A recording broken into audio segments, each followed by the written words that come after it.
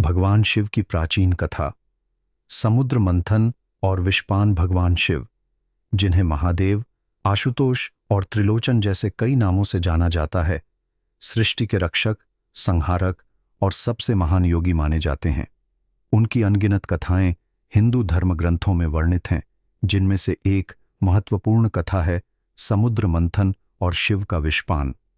यह कथा न केवल शिव के त्याग और करुणा को दर्शाती है, बल्कि यह भी बताती है कि कैसे वे समस्त सृष्टि के कल्याण के लिए अपना सर्वस्व अर्पित कर देते हैं।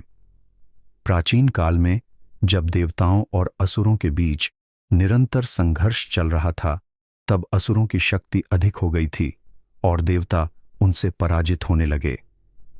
देवताओं ने भगवान विष्णु की शरण ली और उनसे इस समस्या का समाधान मांगा। भगवान विष्णु ने कहा कि यदि देवता और असुर मिलकर समुद्र मंथन करें तो अमृत निकलेगा, जिसे पीकर देवता अमर हो जाएंगे और पुनः बलशाली हो जाएंगे। समुद्र मंथन एक अत्यंत कठिन कार्य था। इसके लिए मंदराचल पर्वत को मत्थनी बनाया गया और वासुकी नाग को रस्सी के रूप में प्रयोग किया गया। देवता और असुर दोनों ने समुद्र मंथन आरंभ किया। इस मंथन से अनेक रत्न, देवी देवता और दिव्य वस्तुएं निकलीं, जिनमें से एक था कालकूट विष। कालकूट विष और ब्रह्मांड पर संकट जब समुद्र मंथन किया जा रहा था, तब सबसे पहले उसमें से एक अत्यंत प्रचंड और घातक विष निकला, जिसे कालकूट या हलाहल विष कहा गया। यह विष इतना भयंकर था कि उसके प्रभाव से समस्त ब्रह्मांड जलने लगा। देवता, असुर, पशु, पक्षी और संपूर्ण चराचर जगत संकट में पड़ गया। इस विष की ज्वाला से पृथ्वी पर जीवों का विनाश होने लगा। आकाश में ग्रह नक्षत्र डगमगाने लगे और चारों दिशाओं में हाहाकार मच गया। देवताओं और असुरों को समझ नहीं आया कि इस प्रचंड विष का समाधान कैसे किया जाए। वे भगवान ब्रह्मा और भगवान विष्णु के पास गए, लेकिन दोनों ने कहा कि इस विकट संकट का समाधान केवल भगवान शिव के पास ही है। भगवान शिव कैलाश पर्वत पर ध्यान में लीन थे। जब देवताओं और ऋषियों ने आकर उनसे विनती की, तो उन्होंने अपनी गहरी करुणा और प्रेम के कारण तुरंत सहायता का निश्चय किया। भगवान शिव ने संपूर्ण ब्रह्मांड की रक्षा के लिए उस घातक विष को अपने कर कमलों में धारण किया और उसे एक ही घूंट में पी लिया। परंतु उन्होंने इस विष को अपने गले से नीचे नहीं जाने दिया, बल्कि उसे वहीं गले में रोक लिया। इस विष के प्रभाव से भगवान शिव का गला नीला पड़ गया और तभी से वे नीलकंठ कहलाने लगे। उनकी यह त्याग भावना केवल देवताओं और असुरों के लिए ही नहीं थी, बल्कि समस्त सृष्टि के कल्याण के लिए थी।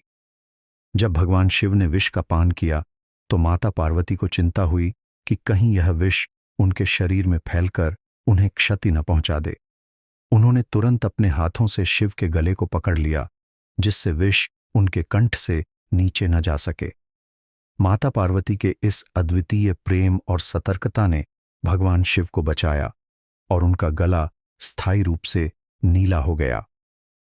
देवताओं और ऋषियों ने भगवान शिव की इस महानता का गुणगान किया और उनकी स्तुति करने लगे। शिव जी की कृपा से ब्रह्मांड की रक्षा हुई और समुद्र मंथन का कार्य पुनः आरंभ हुआ, जिससे अंततः अमृत की प्राप्ति हुई। समुद्र मंथन के दौरान कई महत्वपूर्ण वस्तुएं और दिव्य शक्तियां उत्पन्न हुईं, जिनमें से कुछ प्रमुख हैं।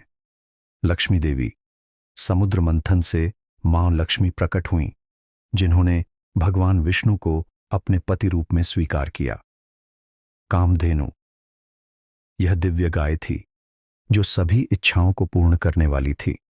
वारुणी देवी। असुरों की प्रिय मदिरा भी समुद्र मंथन से उत्पन्न हुई। पारिजात वृक्ष। यह स्वर्ग का दिव्य वृक्ष था, जिसे इंद्र ने अपने स्वर्ग लोक में स्थापित किया। चंद्रमा। समुद्र मंथन से चंद्रमा भी उत्पन्न हुआ, जिसे भगवान शिव ने अपने मस्तक पर धारण कर लिया। भगवान शिव की यह कथा केवल एक धार्मिक कथा ही नहीं, बल्कि एक गहरी आध्यात्मिक शिक्षा भी देती है।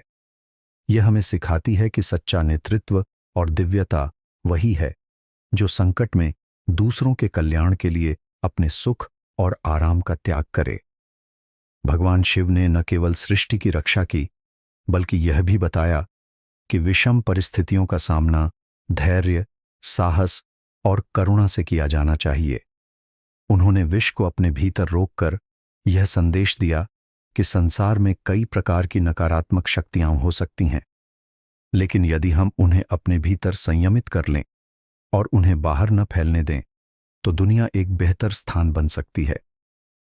भगवान शिव की यह कथा हमें त्याग, प्रेम, करुणा और धैर्य का संदेश देती है।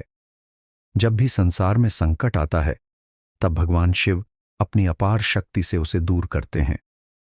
समुद्र मंथन और हलाहल विष के प्रसंग से यह स्पष्ट होता है कि भगवान शिव केवल संहार के देवता नहीं, बल्कि वे सृष्टि के रक्षक भी हैं। भगवान शिव का नीलकंठ स्वरूप हमें यह सिखाता है कि विषमताओं को सहन करने और संपूर्ण सृष्टि के कल्याण के लिए कार्य करने में ही सच्ची महानता है। यह कथा आज भी हमें प्रेरित करती है कि हम अपने स्वार्थ से ऊपर उठकर समाज और विश्व के हित में कार्य करें।